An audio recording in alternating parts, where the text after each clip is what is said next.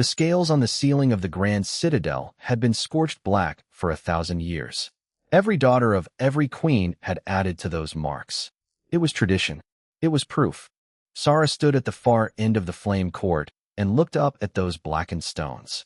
Around her, the entire dragon court of the Draconis sovereignty had gathered.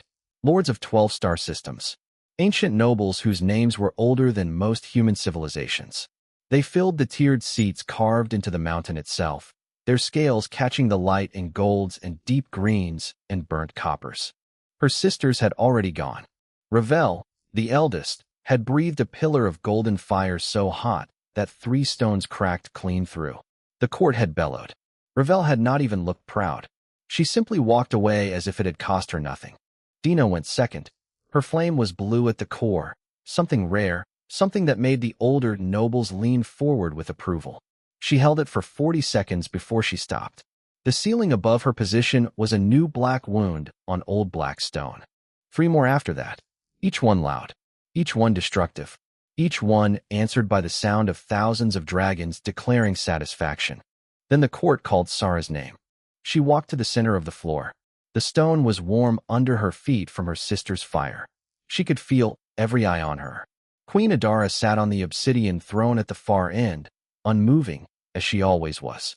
Her scales were deep amber, almost orange, the color of old fire. Her eyes had not blinked once during the entire ceremony. Sara breathed. What came out was not fire, not in the way the court understood fire. It was silver-white and soft. It moved slowly, like something alive, like warm light that had learned to drift. It did not crack the ceiling. It did not scorch anything. It rolled gently upward and touched the stone, and the stone did not change. But something else happened. Lord Kareth, seated in the front row, had a deep cut across the back of his hand from a sparring accident 3 days prior. The wound had been slow to close. When Sara's flame touched the air near him, the cut sealed itself over. Clean. Complete. He stared at his hand and said nothing. No one in the court said anything. Then, all at once, they did. The sound was not approval. It was not the bellowing roar that had met her sisters. It was something uglier. Low murmurs at first. Then laughter. Not the warm kind. The kind that has weight behind it. The kind meant to press something down. Sara stood still in the center of the flame court, while the court of the most powerful empire in this arm of the galaxy laughed at her. She did not fold her wings. She did not lower her head. She fixed her eyes on a point slightly above Queen Adara's throne and held herself like she was made of the same stone as the citadel walls. Queen Adara raised one claw. The court went silent immediately. The queen looked at her youngest daughter for a long moment. Her expression did not shift. It never shifted. That was the thing about Adara that even her enemies respected. She felt everything and showed nothing. When she spoke, her voice filled the hall without effort. Sara, daughter of the sovereignty, has demonstrated her flame. A pause. It is not a flame of dominion. It is not a flame of war. It is not a flame that will serve this empire in any capacity this court recognizes. Another pause. Shorter. She will be assigned to the border territories. Outpost Ferris 9, where the Human Alliance operates. She will serve as cultural liaison. Someone near the back snorted. Cultural liaison. A title given to dragons who had no other use. A polite word for exile without the dignity of being called exile. This court is concluded. That was all. No rage. No punishment. No dramatic declaration. Just a door closed quietly, which is somehow always worse than one slammed shut. Sara walked out of the flame court under her own power. She kept her pace even. She passed her sister Lyra near the corridor entrance, and Lyra reached out and touched her arm for just a second. One brief press of scaled fingers. Then Lyra pulled her hand back and looked away, because there was nothing to be done and they both knew it. In her quarters, alone, Sara finally let herself sit down on the cold floor and lean her back against the wall and breathe. She thought about the cut on Lord Kareth's hand. Sealed. Clean. She thought about the court laughing. She thought about how those two things had happened at the same time, in the same moment, and how the court had only noticed one of them. 3 days later, a transport took her to Ferris 9. She stood at the rear viewport and watched Vale Prime shrink until it was just another light among many. She did not cry. She had already decided she would not. What she had not decided yet was what she was going to do instead. Outpost Ferris 9 smelled like recycled air and machine oil, and something that the humans called coffee, which Sarah had now learned to identify from 3 corridors away. She had been on the outpost for 11 days. In that time, she had attended 4 meetings that accomplished nothing, eaten food that was technically adequate, and been looked at by every dragon on the station with the particular kind of polite distance that said they knew who she was and what had happened and had no interest in being associated with any of it. The humans at least looked at her with curiosity rather than calculation. That was something. On the 12th day, she walked into Docking Bay 4 because it was large enough that she did not feel like the walls were pressing in, and because at that hour it was usually empty. It was not empty. A human was lying on his back underneath a plasma conduit housing, half his body inside an access panel. He had tools arranged beside him in a very specific order, smallest to largest, and he was talking to himself in a low continuous murmur that Sarah recognized as the sound a person makes when they are working through a problem out loud. She stopped in the doorway. He did not look up. He reached out blindly toward his tools, felt around, and then said, without any change in tone, "The calibrator. 3rd from the right. Would you hand it to me?" Sarah looked at the tools. She picked up the 3rd from the right and placed it carefully in his outstretched hand. "Thank you," he said, still not looking up. Then he paused. He slid out from under the conduit and looked at her. He was a human male, mid-years, with the kind of face that had spent a lot of time squinting at things in poor light. His name patch read, Ren Calloway, Chief Engineer, Ardent. He looked at her for a moment. Then he said, "You're the dragon liaison." "Yes." He slid back under the conduit. "Don't touch the red casing. It's still live." That was the entirety of their first conversation. But the Ardent stayed docked for repairs, and Sarah had nowhere else to be, and the bay was large, and so she came back the next day. And the day after that. Ren talked while he worked, not to her specifically, just outward, at the problem in front of him. He would explain what a component did, why it was failing, what the likely chain of causes was. He did not seem to need a response. He seemed to think better when he was speaking. On the 3rd day, Sarah asked a question. Why not replace the whole housing instead of repairing the internal valve? Ren stopped working.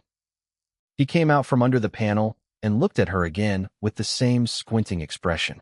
Because the housing is a non-standard alloy that takes 6 weeks to fabricate, and we have a survey window in 9 days.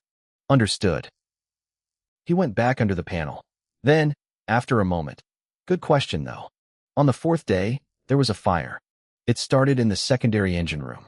A coolant line had fractured in a way the sensors had not caught, and the chemical compound it carried was reactive to the heat of the engine housing. It did not burn like ordinary fire. It burned cold and chemical, and it spread along surfaces instead of rising. The suppressant systems were calibrated for thermal fires. They did nothing useful. Ren and 2 of his crew were on the wrong side of it. The corridor between them and the exit was a wall of spreading blue-white chemical flame, and every tool they had was meant for a different kind of problem. Sarah heard the alarm from the bay and moved. She reached the corridor entrance in seconds and saw the situation in one look. She understood immediately that her flame could not fight this fire the way a normal dragon's flame would. Heat against heat would feed it. But her flame was not heat in that way. She breathed. The silver-white fire rolled out of her slowly, deliberately, and she pushed it into the chemical blaze the way you push a hand into cold water, carefully, feeling the resistance. Her flame did not burn the chemical fire. It surrounded it. It lowered the volatility of the compound, smothered the reaction at its chemical level, cooled the surfaces without introducing the oxygen that would have fed it further. The blue-white fire died. Not explosively, not dramatically. It simply ran out of what it needed to keep going and stopped. The corridor was clear. Ren and his 2 crew members walked out coughing. He stopped in front of Sarah and looked at the blackened corridor behind him and then back at her. "That was precise," he said. His voice was strange. Not afraid. Not grateful in the loud way. Genuinely trying to understand what he had just seen. "My flame is not meant to destroy," Sarah said. The words came out with an apology built into them, an old habit. Ren looked at her steadily. "Then what is it meant to do?" She did not have an answer. No one had ever asked her that before. Every conversation she had ever had about her flame was about what it failed to be, not about what it was. She stood in that corridor in the smell of scorched chemical compound and realized that the question was still open, still possible, that it had not yet been answered, which meant it had not yet been closed. I don't know, she said. Rin nodded slowly. That's worth finding out. He put in a formal request to Admiral Hessa the next morning, one Dragon technical consultant assigned to the Ardent for the duration of the Caldera survey mission. Hessa approved it before the day was done. The Ardent was not a large ship. Sarah had known this intellectually before she boarded. She had not understood it in her body until she tried to move through the corridor on the way to the observation deck and took out a lighting fixture with her left wing without meaning to. Rin had looked at the fixture on the floor, looked at her, and said, "We'll widen the corridor." He had actually done it. 2 days into the journey, his crew had reconfigured a section of the main corridor with removable panel extensions. They had done it without being asked twice and without making a particular event of it. Sarah had not known what to do with that. The crew was 16 humans, a small team for a survey vessel. They ranged from openly fascinated to professionally neutral, but none of them were afraid of her, which was unusual in her experience. Dr. Owen Falk, the ship's xenobiologist, was the most enthusiastic. He was a compact man with an enormous quantity of notes who asked her questions with the same expression that other people reserved for watching something beautiful happen. "Does the silver color have a temperature analog?" he asked during their third conversation. "Lower than standard draconic flame?" "Yes." "How much lower?" "I have never been formally measured." He had looked personally offended on her behalf. That should have been done at hatching. She had thought about that for a long time afterward. Not with anger. Just as a fact she had not considered from that angle before. Her role on the Ardent settled into something real faster than she expected. Her heat resistance allowed her to run diagnostics on engine components that would have required full shutdown and cooldown cycles. Her senses picked up spatial variance readings that the instruments caught only partially. In the high radiation zones near the Caldera expanse boundary, she could work in conditions that required the human crew to wear shielding she did not need. Ring gave her tasks. Not invented tasks. Real ones. The kind where if she did them poorly, something actually failed. That mattered more than she could easily explain. They were 14 days into the Caldera survey when the long-range scanner returned an anomaly. Not geological. Not stellar. Structural. A mass with regular geometry, sitting dark and cold in a debris field on the far edge of the sector. Rin pulled the reed and went quiet for a moment in the way he did when something had surprised him. "Dragon construction," he said. "Old design. Pre-sovereignty registry marks." The ship had no name left on its hull. It had been in the debris field for close to 2 centuries. All power was gone. It was moving on old momentum through a slow drift, silent as a grave. But deep inside it, a single system still drew power from a residual cell. The hibernation vault. They docked against the hull and cut through. The air inside was stale and cold, everything below operating temperature. Rin moved carefully through the dead corridors with a handheld light. Sarah moved behind him. Every sound was absorbed by the silence of a ship that had been sleeping for 200 years. The vault door was fused. Not broken, not locked, but thermally fused. The alloy had contracted over the decades into a seal that no mechanical tool could open without risk of catastrophic pressure change inside. The vault's emergency locking mechanism, designed to keep the hibernating occupants safe from hull breach, had activated and then slowly bonded to itself over time. Falk ran the analysis from the doorway. 47 life signs. Stable. But if we force that door wrong, the pressure equalization will kill them. Rin looked at Sarah. She understood without him saying it. The alloy was an old type, a memory-responsive compound that was designed to be reset by a specific thermal signature. Not heat enough to melt it. Warmth, distributed, sustained, at the precise temperature that would tell the alloy to remember its open configuration. Like a key made of nothing but the right kind of warmth. She worked for 11 hours.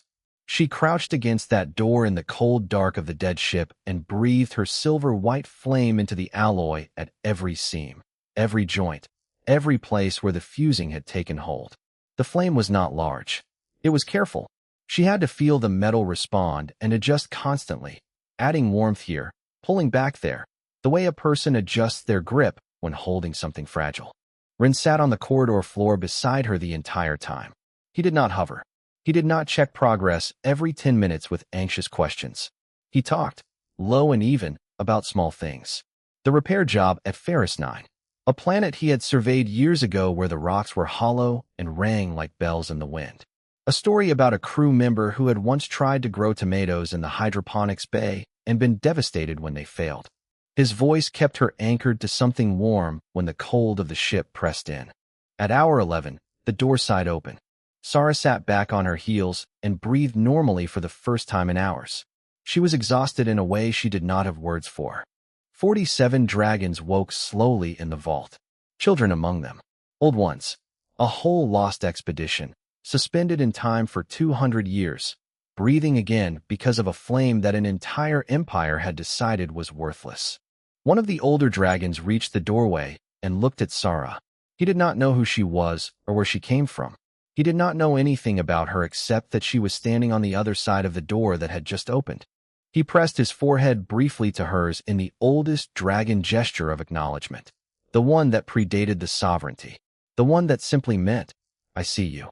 Sarah held very still and did not look away. The report filed back to Ferris 9 that evening. It would reach Vale Prime in 2 days. Adara would read it without expression. She would read it again. General Dervin, 3 systems away, would read it once and reach for his comms. The story of the 47 spread the way certain stories do, without anyone deciding to spread them.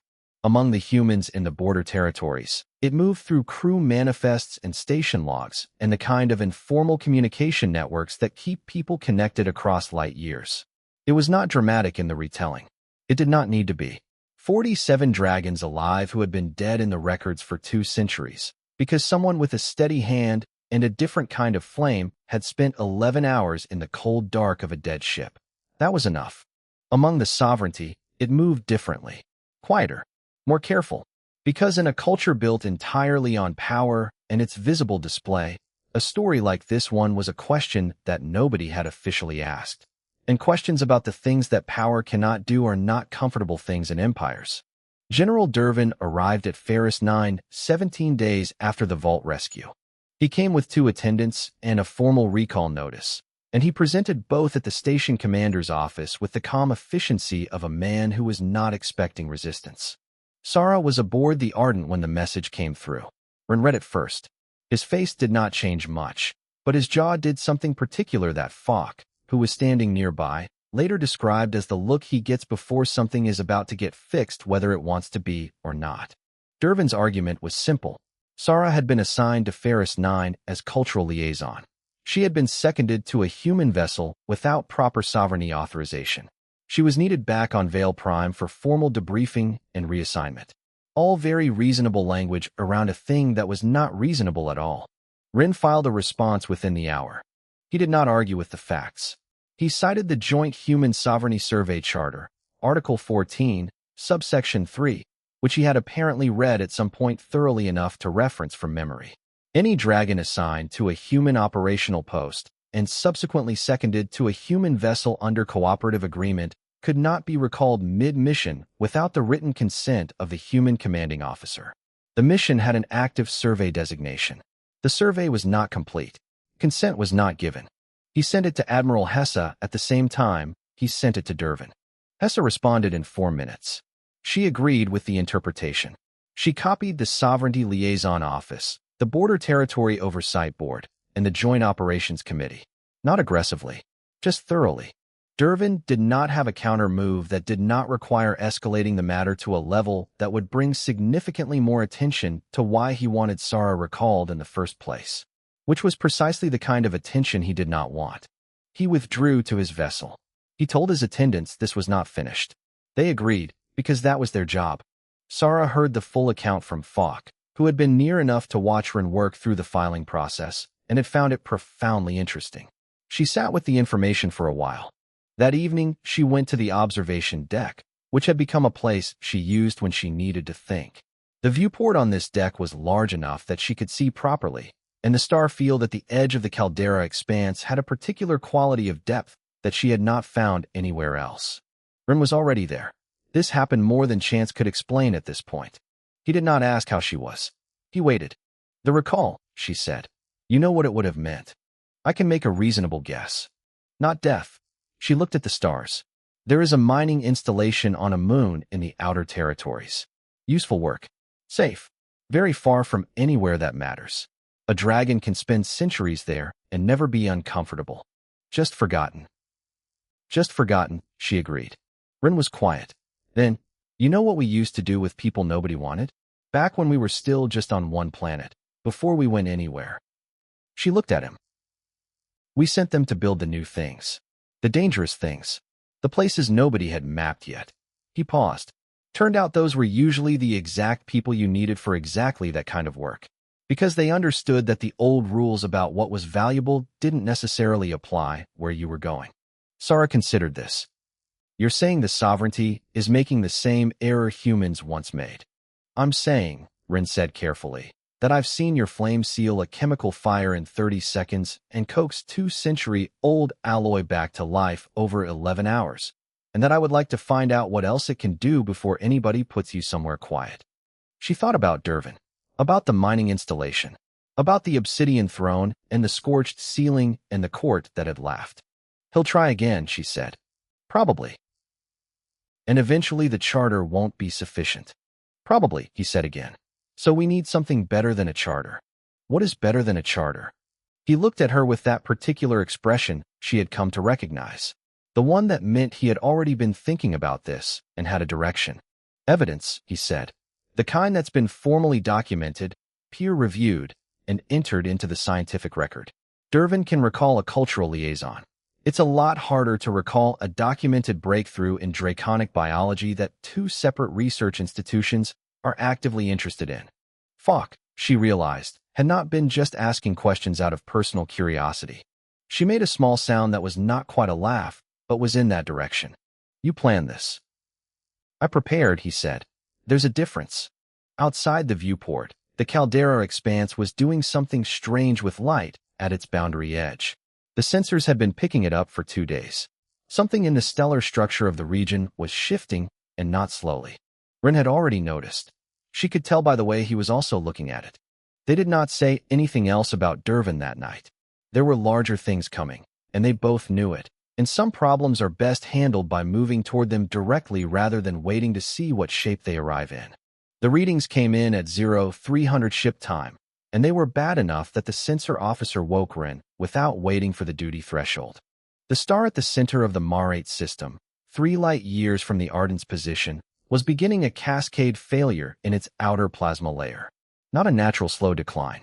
A chain reaction, triggered by an alignment of gravitational stress from 2 neighboring bodies that had been building for decades without anyone's instruments picking it up clearly enough to matter. The projected outcome was a shockwave event. Not a full stellar explosion, but enough plasma displacement to sterilize every body in 3 surrounding systems.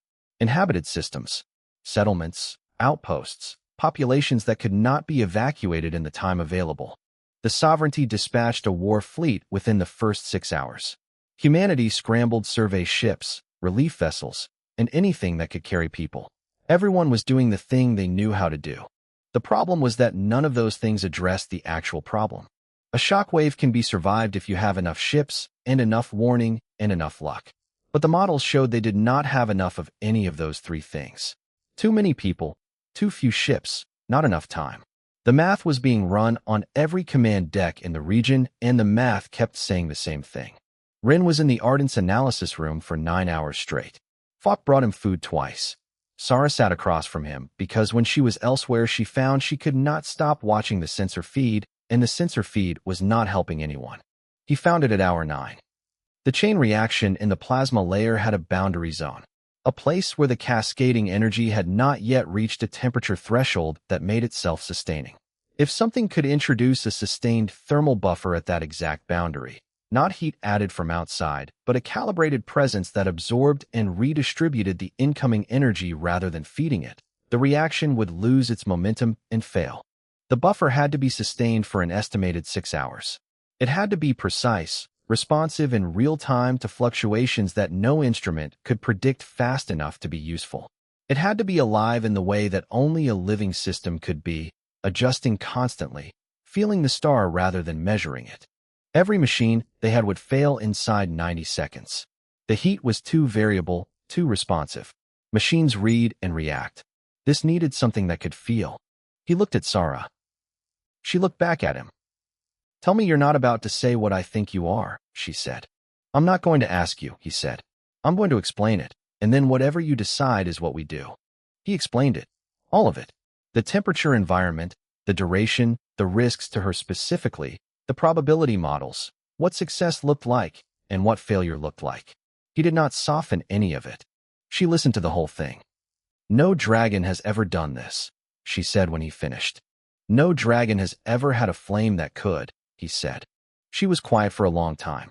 "If it doesn't work," she said, "those systems are gone anyway." "Yes." "And if I stop before 6 hours? Same result." She nodded slowly. "Then there is no version of this where I don't try." They built her a suit in 4 hours. It was not elegant. Rin and his crew stripped components from 3 other systems to get the shielding right, and Falk contributed 2 pieces of his own research equipment that he did not hesitate over for a single second. The suit would not protect her from the star. Nothing could do that. It would keep the communications link stable. It would give Rin a continuous read on her condition. It would let her hear his voice. The Ardent moved to the closest approach the hull could survive. Sarah stood at the airlock in the suit and looked at the star through the forward port. At this distance it filled the view completely. It was silver at its edges, which she had not expected. Rin was at comms. He would not leave the station for the duration. Everyone on the ship understood this without it being said. She went out. The heat hit her immediately, enormous and pressing from every direction, and for the first 3 minutes she did nothing but hold her position and breathe and let her body understand what it was dealing with. Dragons were built for fire. She was built for something more specific than that. She found the boundary zone by feel, not by instrument, by the same sense that had told her where to breathe warmth into old alloy in a dead ship's corridor. She breathed. The silver-white flame moved out of her slowly and met the leading edge of the cascade. She felt the resistance immediately. The plasma layer pushed back, not with intention, just with physics, with the blind momentum of a reaction that had been building for decades. She held against it and pushed her warmth into the boundary the way you push a door closed against wind, steady, leaning in, not fighting but not yielding. Ren's voice came through the comms. He talked. He talked about the hollow rock planet where the stones rang like bells. He talked about the tomatoes in the hydroponics bay and the crew member who had cried, actually cried, when they died. He talked about the first time he had taken apart an engine and put it back together, and it had worked, and he had not slept for a full day after from the sheer overwhelming satisfaction of it. He talked because her readings showed she was holding, and holding required an anchor, and he was very good at being something steady. At hour 3 the reaction pushed hard, a surge she had not expected. She lost ground for 40 seconds, the boundary slipping outward, the cascade gaining. Then she found her footing again and pushed back. Her whole body hurt in a way that had no clear location. She held. At hour 5, Rin went quiet for a moment. Then, Sarah, boundary temperature is dropping. You're winning. She did not have the breath to respond. At hour 6, the cascade failed. The chain reaction lost coherence at its own boundary and collapsed inward, the plasma layers stabilizing into a turbulent but non-catastrophic state. 3 systems that had been 40 minutes from a death sentence kept their light. The Ardent retrieved her from the corona. Rin met her in the airlock. She was on her hands and knees inside the suit, and she was shaking from the sustained effort of 6 hours of something no dragon had ever been asked to do. He crouched down in front of her and said nothing for a moment. Then, I knew you could. She laughed. It came out rough and exhausted and completely real. It was the first time she had laughed in longer than she could calculate.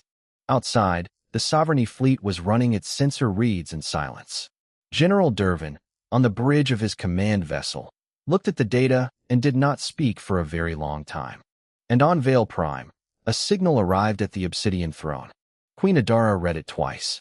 Then she opened a private channel to the Ardent and asked to speak to her daughter.